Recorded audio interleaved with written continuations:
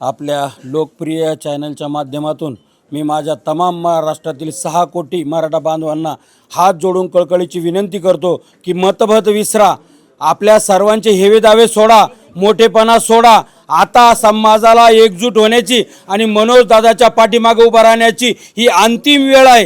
ही मी आपल्या चॅनलच्या माध्यमातून विनंती करतो। लाखोच्या नव्हे कोटीच्या संख्येने ती रेकॉर्ड ब्रेक सभा झाली होती मराठ्यांची, त्या सभेचा देखील रेकॉर्ड मोडण्याचा काम आपल्या सगळ्याला करायचे।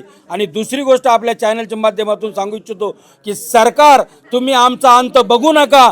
आम्हाला मनोज दादा जे आदेश देतील तो मराठा समाज तो आदेश डोक्यावर घेतो। मनोज दादांनी सांगितलं अंतरवाली चला, आम्ही कोटीच्या संख्येने आलो।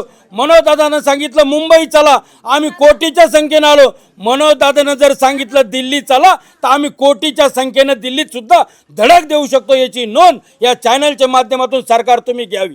पुन्हा एकदा मुंबई जाम होईल असं वाटतं का? मुंबई आता तरी तो ट्रेलर होता, परंतु दादांनी जर यावेळेस ओपन सांगितलं की समाज बांधवांनो ही मुंबई जाम करायची, तर मुंबईच काय दिल्ली सुद्धा 100% हा मराठा जाम करणार। एवढी ताकद या मराठा समाजामध्ये आहे। नक्कीच काय सांगाल बरं? नाही 100% तुम्ही आता हा उत्साह पाहू शकता। अवघ्या काही घंट्यामध्ये आम्ही एक मराठा सेवकांची आणि समाज बांधवांची बैठक बोलवली होती, तर इतका मोठा प्रचंड मराठा समाज बांधव या ठिकाणी हजर झाले काही घंट्यामध्ये। तर विचार करा, जर दादांनी मुंबईला जाण्याची हाक दिली तर जो मागच्या वेळेस आमचा फक्त 10% समाज मुंबईत गेला होता, फक्त 10%, बाकीचा 90% समाज मुंबईला जाण्यासाठी खूप उत्सुक आहे।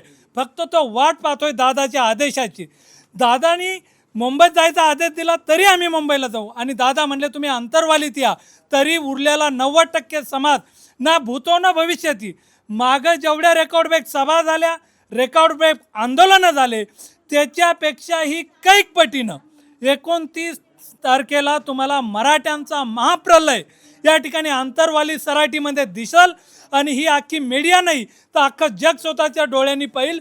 आणि परत एकदा वर्ल्ड रेकॉर्ड 29 तारखेला या ठिकाणी करत सरकारला मी विनंती करतोय, त्यांना जर या ठिकाणी 29 तारखेच्या आत मराठ्यांच्या मागण्या मान्य नाही केल्या तर दादा सांगतील ते या ठिकाणी धोरण अवलंबलं जाणार आहे।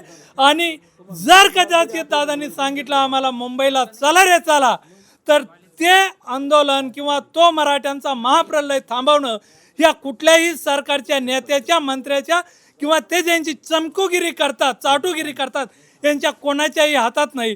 मात्र त्या ठिकाणी मुंबईला जाऊ अथवा अंतरवालीला जाऊ, आता पूर्ण मागण्या मान्य झाल्याशिवाय एकही मराठा समाज बांधव या अंतरवालीतून असो किंवा मुंबईतून असो आता हलणार नाही आहे।